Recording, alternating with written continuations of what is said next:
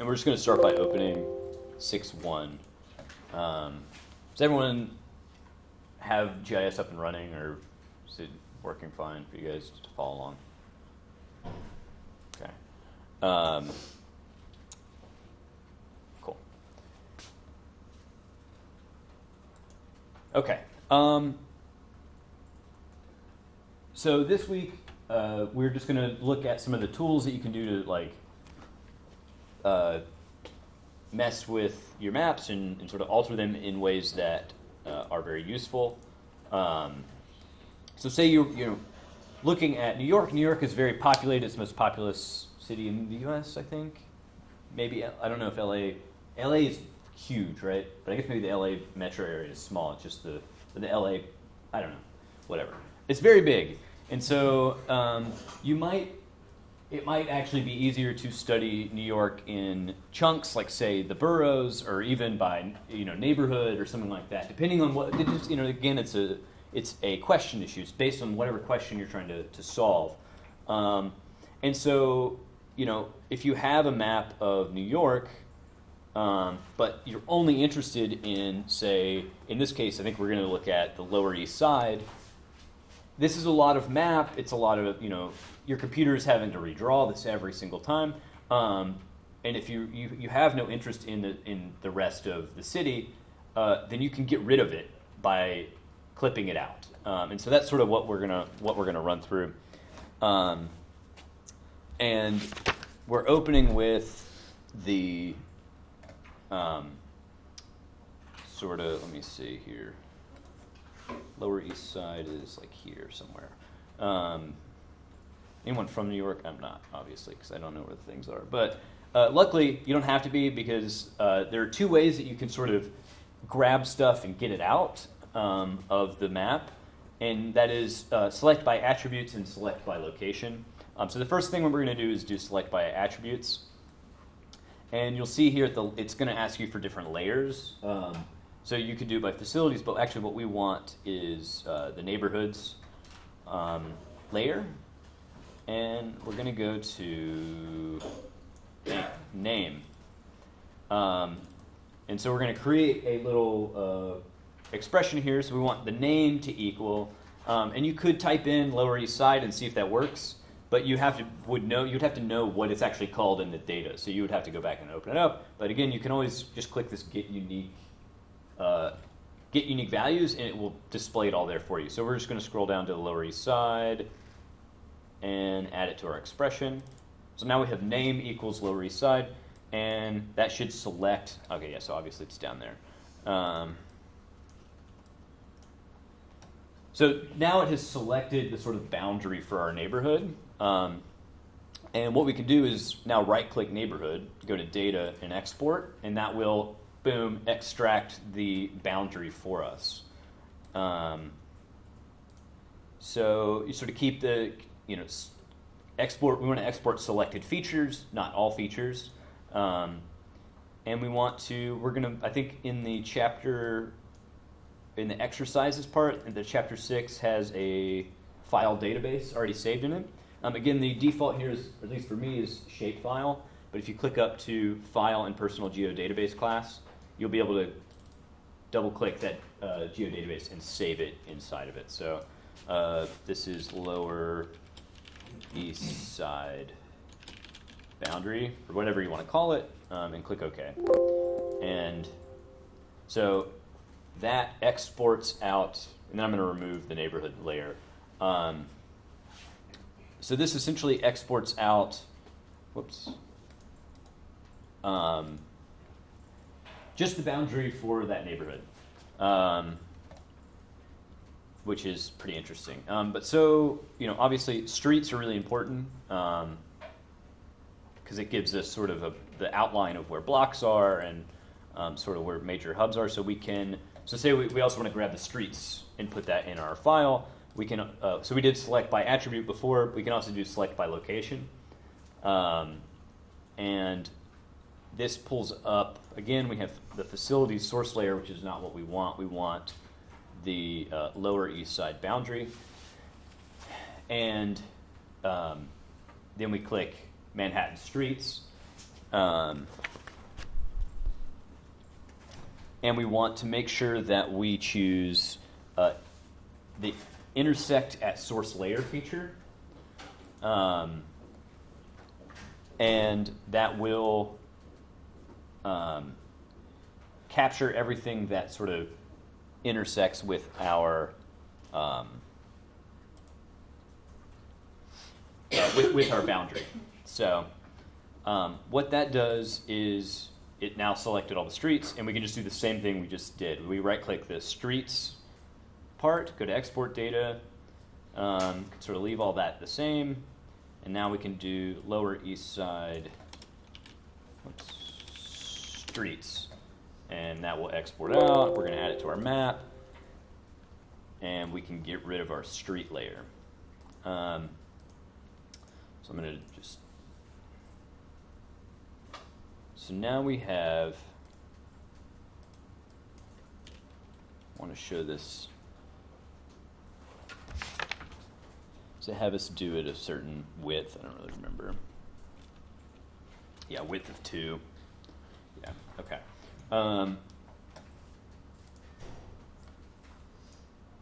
So now we have all of this. We can even get rid of the boroughs.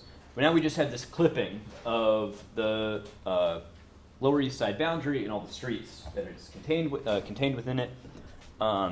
And this is a much smaller, easier map for us to sort of deal with. It certainly uses a lot less horsepower, so we can work within it. So, but I think obviously the point here is we still have all this facility stuff, which is for the whole city. And so we can do the same thing with facility, and this is part of the Your Turn section at the bottom of 223. And again, we just do select by location here. And we click facilities, we want Lower East Side boundary. And now at this point, since these are point data, there's not going to be a lot of intersecting. So like a lot of these points don't intersect with anything, right? They don't touch the boundary, but they're contained sort of within it. So you can go and there's a whole bunch of options here. And the one we want is are within the source layer feature. And what this will do is, boom, select everything that's captured inside of it.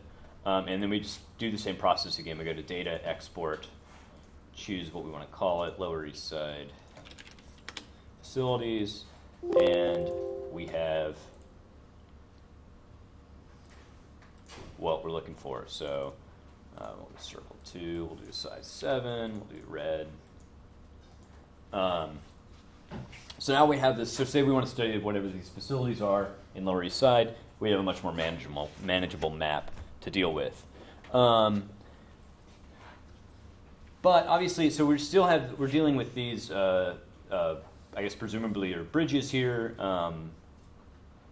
and it's maybe not they're not necessary to what we're using. So what we can do is essentially, I think Dr. Gimple talked about this, is like we can put like a cookie cutter down on, and we can sort of clip trim all those pieces off our map, and that's going to be a different.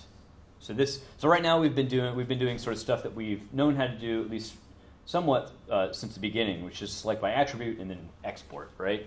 So for this though, we're going to have to go into our toolbox, and again, so you can get to the toolbox either by opening your catalog and opening toolbox here, right? And it's the system toolbox here, or it's up here in the top. It's just a little red toolbox.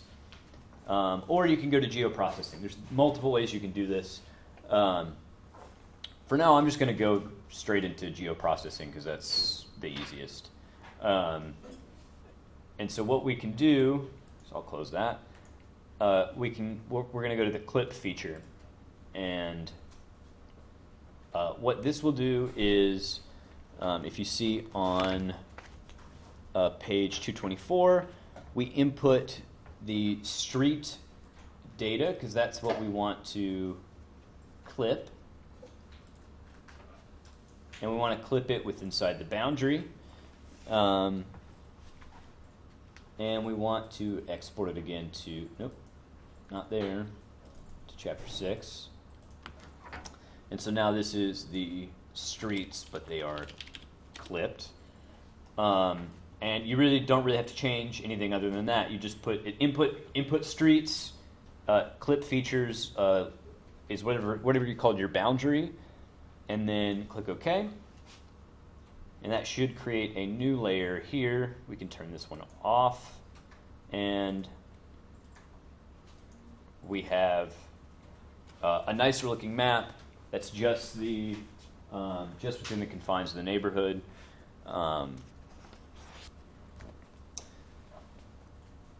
And you're good to go. Questions at this point? It's pretty straightforward. And again, if you have questions about this stuff, the book, like, it's very quick. It's like maybe 10 pages long. It's very snappy. But cool. So that's some basic sort of clipping and making maps smaller. I'm going to go ahead and open 6.3.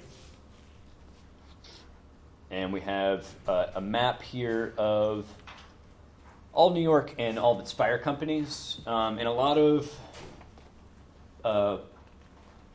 municipal fire groups are organized sort of in a quasi-military fashion where you have divisions, battalions, and companies, I guess. And so here we have data for all of the divisions. So what these little lines are the different fire divisions, which is the smallest sort of grouping of fire stations in the city.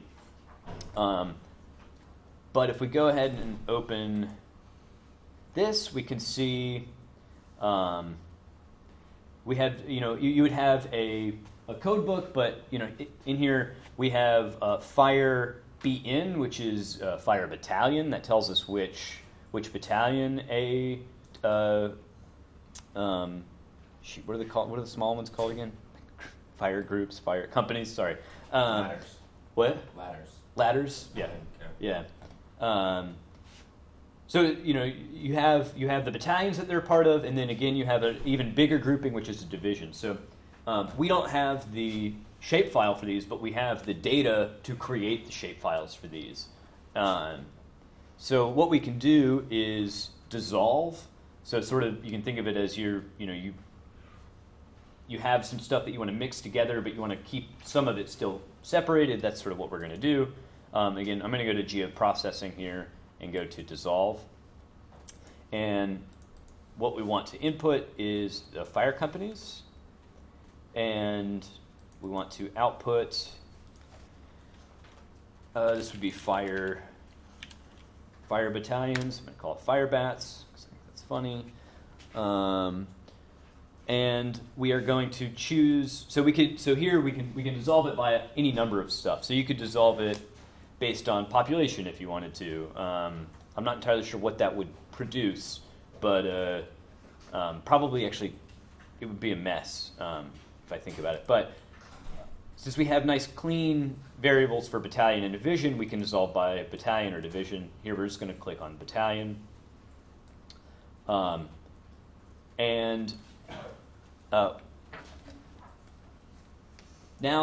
we want to, say we want to, so we could do that. We could break down and it would create a new file, but it wouldn't necessarily carry over all of our variables in the way that we would want. And so we'll have the shape, right? We'll essentially have the shape and we won't have anything other than that. But what we can do is we can bring over like a variable like pop. So it will maintain the population within the new battalion. So right now it has population at the smallest unit, and now when we dissolve it up to the battalion, it will just add those smaller units together, and we'll have a new population variable for our divisions. And all we have to do is click add field. Nope, sorry, not add field. Shoot.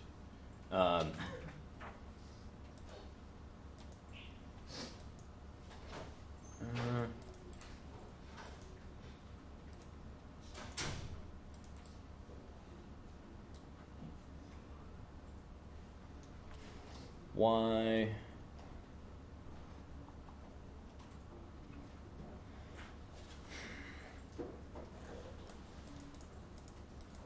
Oh, right here, duh.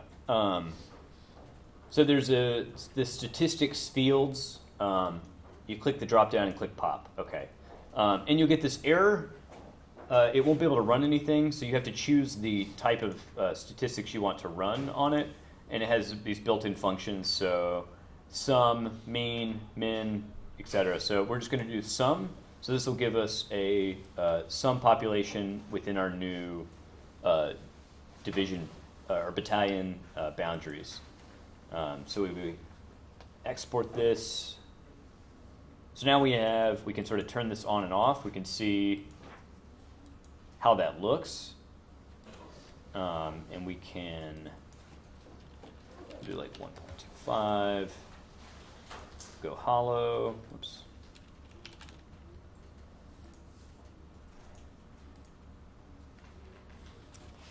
So now we have the sort of, we have our smallest unit, and now we have boundaries for our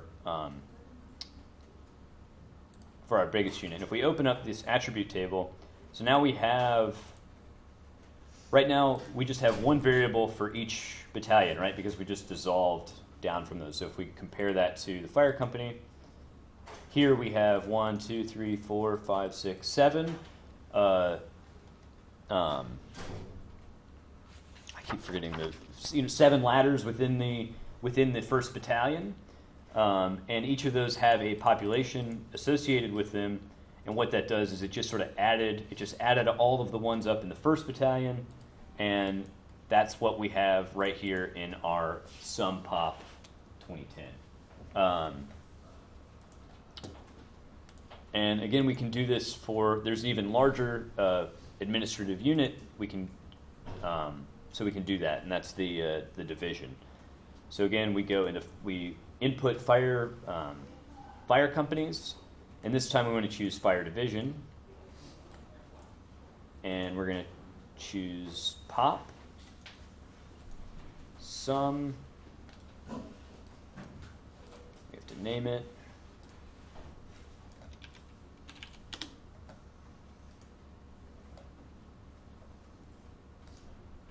And now we have this sort of the biggest unit here. We can go hollow. It did have yeah. So we can do.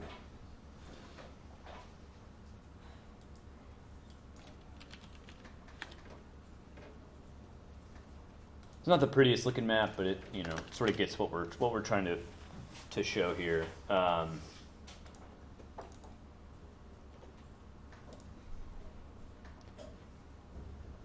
if we look here, now we have a much smaller attribute table because there's only 9 divisions. And that's again because it took, so we use this. It took let's see, sort ascending. It took all of these here, essentially. All of those are in the first division, and it squashed them all together and added up all their population, and that's why we have a much smaller section. So yeah, you can see the first division is sort of lower Manhattan. So that's sort of how you can break stuff down into smaller units based on the sort of data that is in your maps. But questions? None. Okay, keep moving on. We're going to go to 6.4. And here, this is all the different water features for the 5 boroughs, or in this case, I think the 5 counties, because you have, that's just sort of where this data is, and the 5 counties are the 5 boroughs. And right now, each of these is sort of in a separate layer file, right? But we're very interested in the sort of waterways around New York, and it would be much easier to sort of combine all these into a single file that we can work with. And we can do that using the merge tool. So we can merge the 5 of these together. And essentially, we just input all 5 counties.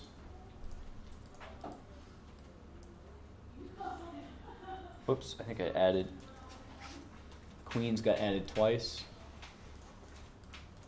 Yep, so you have all 5 on there. We're going to call it NYC Water.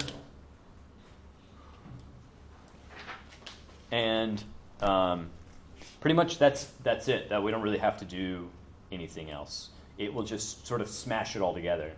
And it will kick out this sort of nice thing. So we have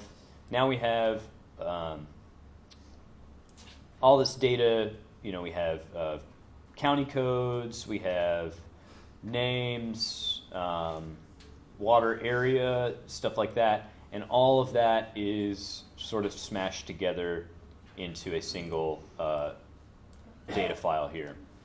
And I guess a note, you'll see that all the variable names in the attribute tables are the same.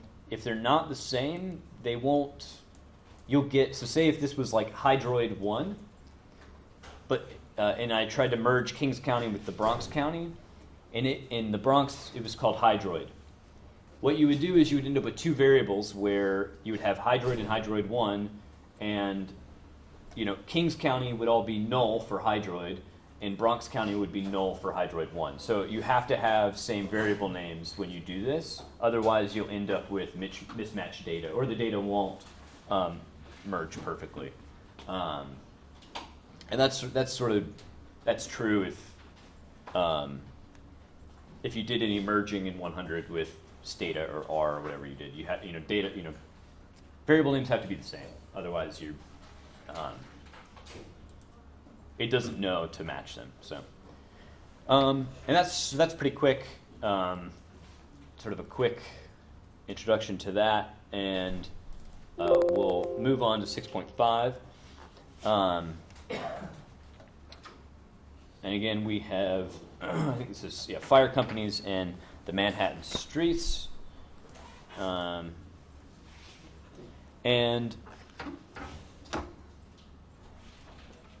what we're going to do here is sort of pare this down a little bit. So we want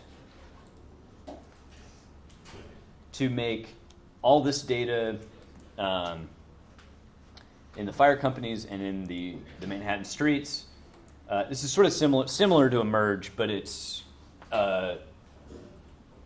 slightly different. So it has to do with well, we'll see here. This has a lot to do with not having the same variable names. So this is maybe a good exercise in that. So we can see here we have, this is the same fire company data that we looked at, where we have company number, battalion, division, pop, etc. And we have our street data, which is street addresses, a lot of stuff like zip. It has what borough it's in, has a lot of stuff that's not exactly, not useful for us, but it's useful for GIS so that they can draw it on the map. So what we can do here is go to intersect. Well, okay, and so this is one of the other differences too. Merging is, again, has to do with polygons that have adjoining sides. So all the water features touched each other, right? So it just slapped them all together. Again, this is sort of like with the point data that we did earlier, where the point data is not intersecting at all the points. So we can't we can't just we can't use adjacency as a way to join things. And so this is again where we're going to use intersection to join. So if we go to geoprocessing intersect, and we want to put in again the two features that we want, which are fire companies and Manhattan streets. We want to call it Manhattan streets fire something, whatever you want to call it. And what we want to do, we want to join all attributes. And again, we might end up with some null values because there's not the variables don't exactly match across, but that's fine in this case. And what we want to change here is the output type. We want to put it out as a line, and so this will draw us a polygon of what we've merged. So you give it some time.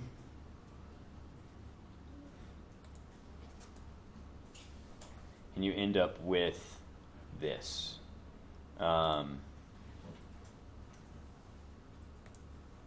It's not the prettiest thing in the world, but we change the color.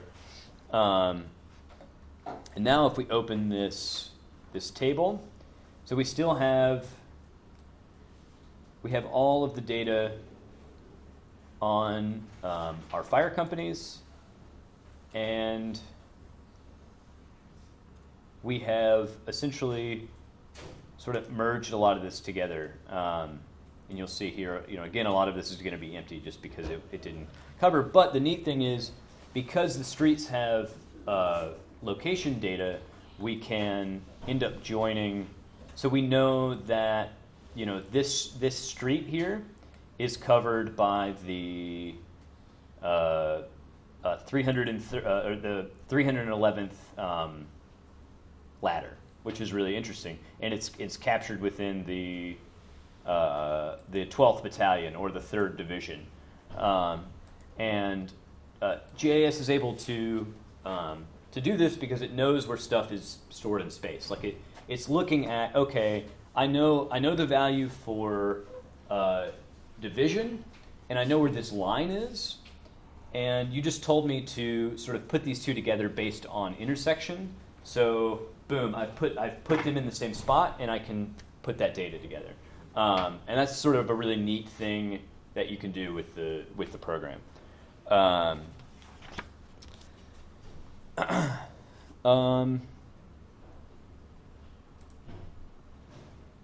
So the last quick thing is we're going to do a union, which can be nice. So we have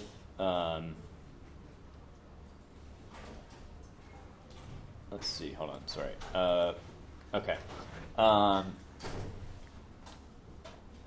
This is again slightly different. This has more to do with sort of overlap based on where things are, not necessarily intersection. They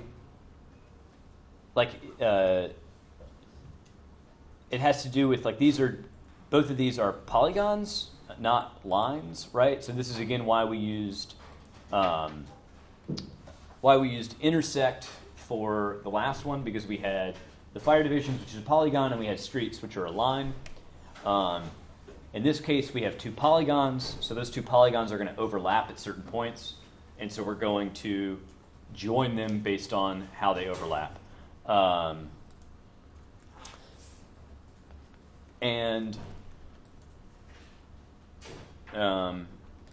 So we can just go ahead and do this, and I'll write up a quick cheat sheet for understanding the different sort of joining processes. With union is two polygons, intersection is polygon line, et cetera, just so that it gives you like a quick reference guide to go back and say, okay, I have a line and a polygon, I need to do intersect.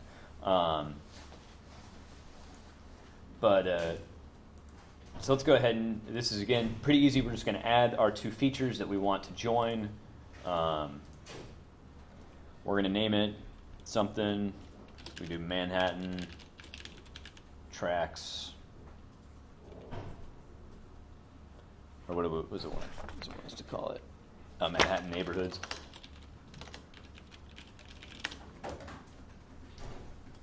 And I guess maybe before I do this, we can look at sort of data. And we've got some borough codes, lots of names, shape data so we can draw it, area codes,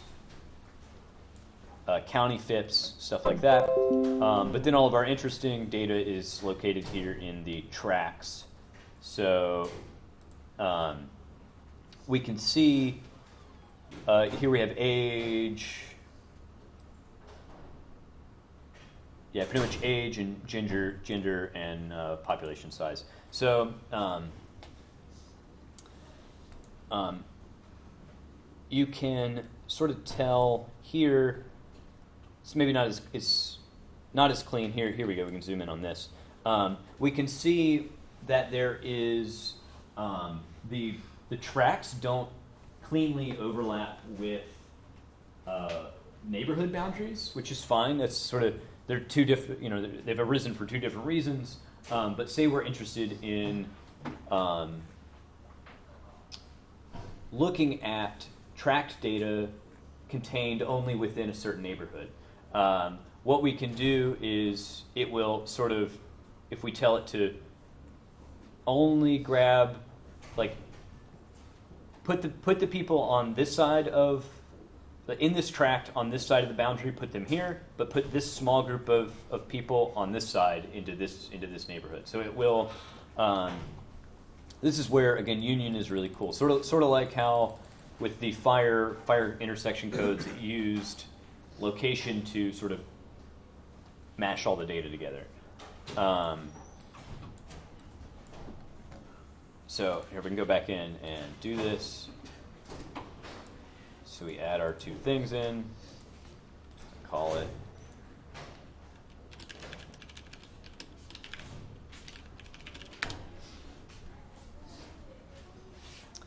And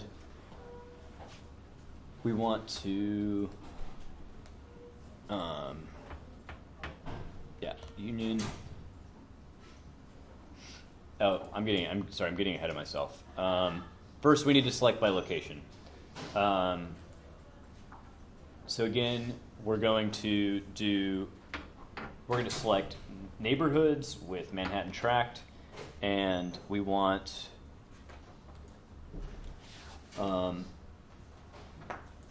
have their centroid in the source layer feature.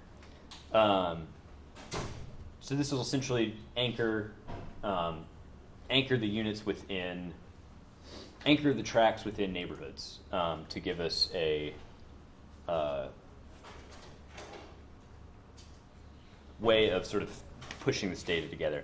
So after we've selected this, we want to export our neighborhood layer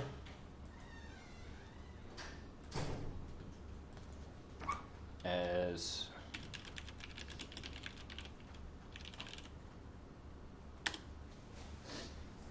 here we go. And now we have, again, just a, okay. We've done essentially what we did. We just got rid of the rest of New York. Is all we did. And now we can actually start our union process. So we're going to, again, do this. All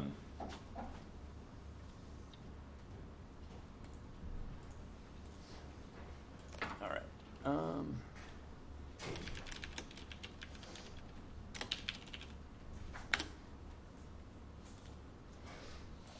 and again, you don't really have to change anything. Yeah, we want all the attributes, and what this will do is it will put these two polygons together so that we have neighborhood and tracked data sort of all in one.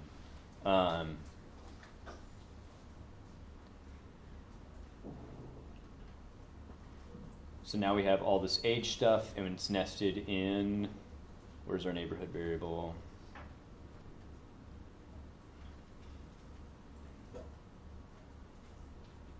Here we go, we've got, so we do have a lot of missing data, and I'll show you how to get rid of that. But so now we have, here we go. So we have Battery Park, Lower Manhattan. So we have now all of this neighborhood data combined with our census data based on how the two polygons overlapped each other. But you can notice really quick, if you know anything about this right here, this part where the mouse is, this is all water, but it's still colored in. And that's because if we go and look, there's these borough codes. I think in the borough code 1 is Manhattan, but 0 is nothing. It's not actually a borough. It's a non, in this case it's water, but it could also just be something that's like not associated with the borough. So we can go and set up a quick definition query to sort of filter out that stuff.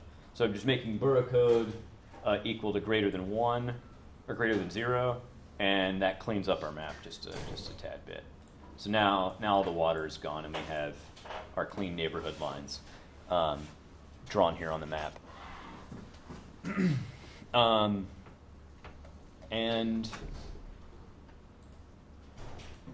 yeah, that's pretty neat. I know that was really quick, and it's sort of boom, a lot of stuff to throw at you. But again, I think getting used to it, like going and doing the homework, will help sort of clarify some of this stuff. And I'll make a quick cheat sheet to sort of help. Yes. Is there going to be a tutorial? Is the tutorial posted online? Yeah. So I didn't post last week's because I lost the flash drive that I put it on, and I just found it this morning. So I'm going to put them both up this afternoon so that you'll have this one and last week's as well. So, any other questions? We're not doing 6-7. Oh yeah, sorry. So 6-7 is, it's an interesting thing to know, and if you end up doing a lot of GIS work, it can become really useful, right? Because it lets you sort of set up a macro or a function, and you can just put different inputs in it, and it will kick out. If you say you're just doing the same thing over, like doing a very similar process over and over again, you can create a model, and you can generate a bunch of different results very quickly. It is, I think, outside the realm or scope of this class, because this really, we're trying to just get you guys acquainted with the software, what it can do, to sort of give you the tools to sort of figure this out. I encourage you, if you're interested, to go and look at 6-7, but it's just not, I think it probably, it just muddies the water, I think, for a lot of things, or it gives you more things to think about than you actually need, because right now you don't need this. But it can be very useful. It can be, it's a neat thing. It's just a cool thing that you can do with GIS, and it can save you a lot of time if you end up doing a lot of GIS. So we ended up skipping it. I think I updated the. I think initially we were gonna do this, but then I just sort of didn't think it was going to be very useful, and it was sort of going to distract from things that I think needed more focus. So I updated the online outline thing yesterday with just saying 6-7 is optional. But yeah. Any other questions?